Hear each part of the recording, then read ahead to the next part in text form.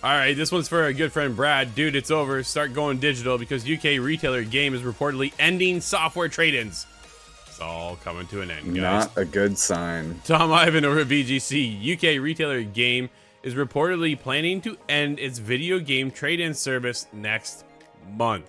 That's according to Eurogamer, which reports that staff have been informed of plans to cease the long-running service on February 16th. While Game, man, how did they get that name and not get away with it? Game has, really. like nobody had that before them. Good for them. Has yet to officially comment on the matter. The site said it has corroborated the news with multiple branches of the retailer. BGC has contacted Game owners Fraser Group for comment on this report. After Game stops, oh man, that gets messy, offering trade-ins, pre-owned stock will reportedly continue to be sold until it's all gone. As its trade-in policy current stands, Game, quote, accepts most consoles, games, and gaming accessories, end quote. Although this doesn't include, quote, retro consoles and games, including PS2, GameCube, Game Boy, or older, end quote. Oh man, retro is PS2, guys. I was gonna say, I think PlayStation 3 might be considered retro now, which makes me feel it. Ouch. There are currently some 320 standalone game stores and concessions within Sports Direct and House of Fraser. A move to cease trade-ins would leave CEX as the only other major high street chain offering such a service. Physical game sales accounted for just over 10% of annual games revenues in the UK last year, according to preliminary figures published last week by the Entertainment Retailers Association. Scott, you and I just talked about this the other day, how we are actually shocked that GameStop is still running, right? Yeah, GameStop they shuttered their NFT and their digital marketplace stuff, which seems to be pre-work for their own shutdown eventually, which is, the writing is on the wall, really. This is another signal of the end times for physical media, and I'm filled with memories, both bitter and sweet, of working at Blockbuster, doing the trade-ins there. So I had a sad experience because I was offering, here's $2, here's $3 and whatever. And that's sad. So I wouldn't recommend trading your stuff in. And I would actually recommend the opposite. If these items are going to be on sale, these retail, all these pre-owned stuff is going until it's gone. Now's the time to come in. If you have a couple £100 stashed aside, now's the time to go grab a bunch of these games and load them up. I have half of a Xbox 360 Blockbuster display now. Yeah, it's incredible to think of how far the industry has changed, right? It was obviously at a state where you couldn't go just digital. We're fortunate in our case, right, that we get a lot of codes given to us that we just are digital anyways.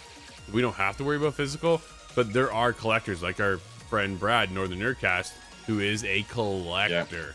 Just he wants the physical. The part that really kind of ticks him off is when he gets the physical copy, opens it up, and there's just a code inside.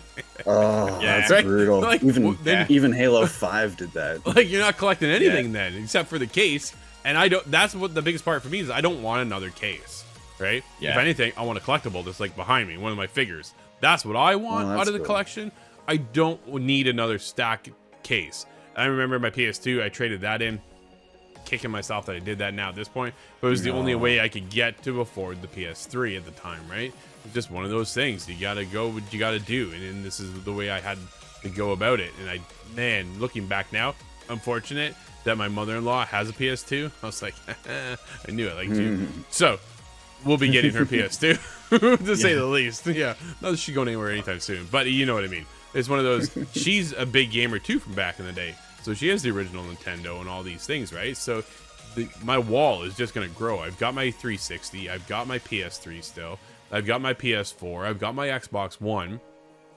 Those are monumental moments for me to have those. And some of the memories for PS2 back in the day, and then just PS1. Even on the Nintendo, my brother and I each of us saved half. And then my parents paid the other half so we could have the Nintendo Entertainment System, they called it back in the day, right? But man, we were there on Nintendo, not day one, but awfully close, and it was just magic, right? It's so I'm very sentimental. I was going to say, I'm sure the pandemic had quite a big knock-on effect with the shops closing, the retail kind of thing. When I went back to England a couple of years ago, and I went to my local town, and it was surprised how many shops were actually just boarded up and closed.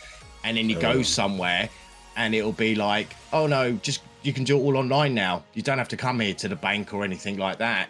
And I think it's just a shame, because I remember buying the disc version and then spending ages reading the back or what content was in the little booklet that come in it. The instruction manual. Yeah. So now you just do everything online now, and that's unfortunately that's the way it's all going. It's all digital, like the streaming. Like I say, no more blockbusters and things like that. You can just stream it online. I miss that social aspect to it. You're right. You get into the store, you spend time perusing the things. People at my local GameStop would recognize me. I'd have some fun conversations because I'm there all the time. So I'm missing that. And the idea of inheriting a game system no longer comes with games. 10 years from now, hey, here's my Xbox account, I guess. Yeah, but that'll never happen, right? Not now, moving forward. But then you still got the same issue as well. Then everything's like a game of service. Like not long ago, PlayStation are now saying they're going to remove most of their games, or certain apps. And if you've already paid for that subscription, you've lost it. PT is one of the best prime examples, right? Kojima makes PT. If you don't have it on PS3, you will never get it. You will never get it. It's gone. I believe I still have it on my PS3. You should find out, because that's a Tesla in your driveway if you do have one. Yeah. So it's just one of those things. Times are changing. Everything's going digital. And people are getting out of the physical media. Not much you can do about it.